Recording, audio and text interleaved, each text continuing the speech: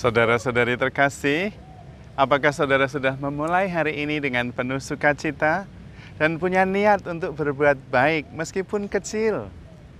Semoga Tuhan memberkati niat baik saudara. Tidak terasa kita sudah memasuki bulan terakhir di tahun 2021.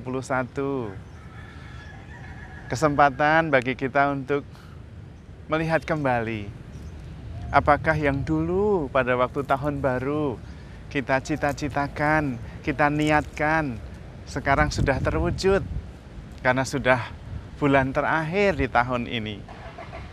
Saya menduga ada dua jenis pribadi. Yang pribadi yang pertama adalah mereka yang sungguh-sungguh melihat bahwa apa yang dicita-citakan terwujud hari ini. Perubahan yang diimpikan, niat-niat yang dibangun bisa dilaksanakan.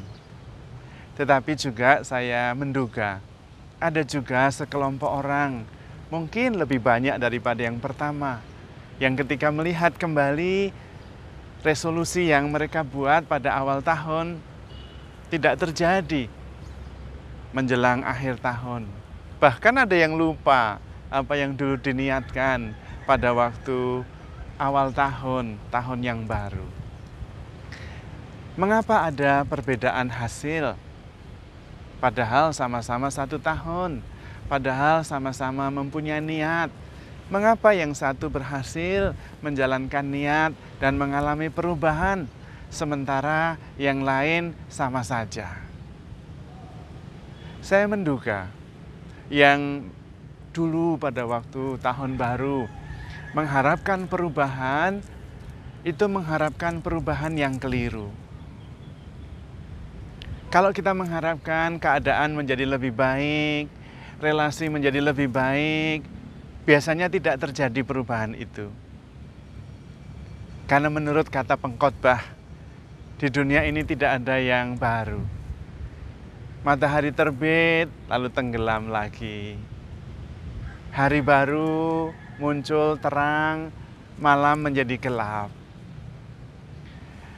Keadaan tidak berubah, sungai mengalir tetap ke laut. Cuaca berubah sedikit, memang ada climate change, itu perubahan yang lumayan. Tetapi intinya, ketika kita mengharapkan perubahan sekitar kita, perubahan lingkungan kita, perubahan keadaan kita, tidak akan berubah. Dan itu yang sering terjadi ketika kita di awal tahun mengharapkan perubahan, tetapi yang kita harapkan adalah perubahan di sekitar kita. Sementara orang-orang yang mengalami perubahan sungguh-sungguh adalah orang yang tidak mengharapkan perubahan di sekitarnya saja. Memang dia mengharapkan keadaan berubah, tetapi pertama-tama yang berubah adalah dirinya sendiri. Dan kemudian segalanya berubah. Seringkali perubahannya tidak harus besar. Perubahan kecil bisa mempunyai efek yang bergulung menjadi perubahan besar. Salah satu sahabat saya, dia mencoba membuat perubahan kecil dalam hidupnya. Mulai dari perubahan acara harian. Yang biasanya tidak pernah misa pagi, sekarang misa pagi. Dan ternyata itu berubah banyak sekali. Mengawali hari biasanya jam 5, tapi karena harus ke gereja, padahal dia harus masak, maka dia bangun lebih pagi. Nah, berubah. Kemudian di gereja berdoa, merayakan Ekaristi, penuh syukur, hati lebih tenang. Sehingga mengawali hari dengan penuh tenang, ketenangan, dan kemudian keputusan-keputusan yang diambil menjadi keputusan yang lebih bijak daripada keputusan yang diambil ketika dia kurang tenang sebelumnya. Perubahan kecil, tetapi menjadi perubahan besar. Ada yang juga memang perubahannya sungguh-sungguh kelihatan menonjol, melebihi perubahan yang dialami oleh teman-temannya.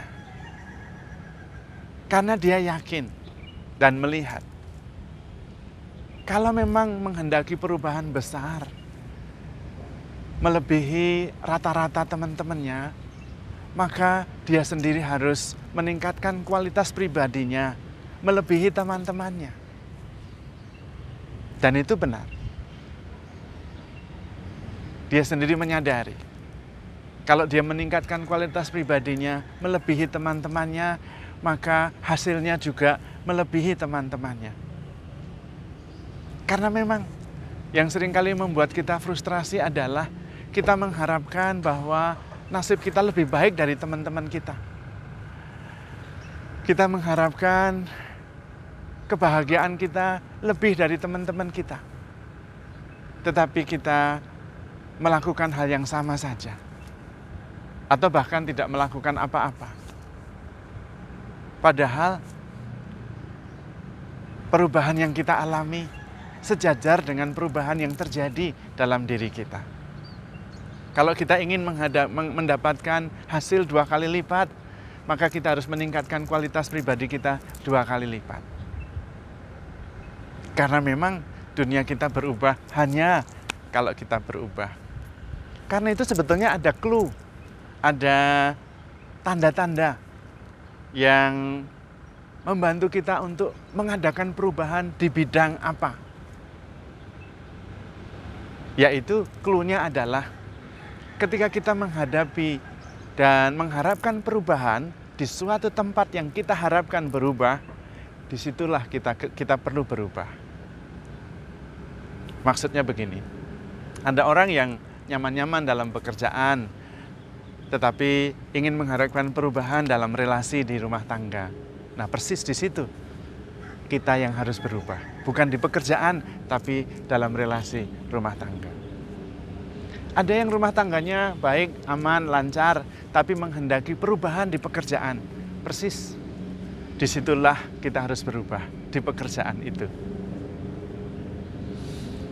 Ada yang rumah tangganya nyaman, baik, lancar, hangat, pekerjaan juga tidak ada masalah, tapi di dalam pelayanan, saya menghendaki perubahan supaya pelayanan menjadi lebih menggembirakan, tidak membuat sakit hati. Persis, di situ kita yang harus berubah. Jadi itulah tanda-tanda, itulah clue di mana kita harus membuat perubahan, yaitu di tempat kita mengharapkan perubahan. Persis disitulah kita harus berubah.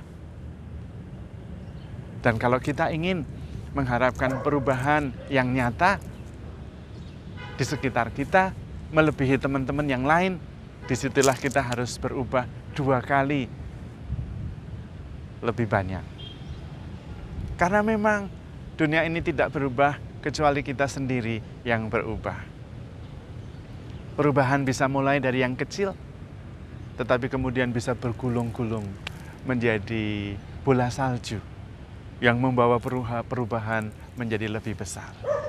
Karena itu penting sekali kita melihat di mana perlu kita mengadakan perubahan.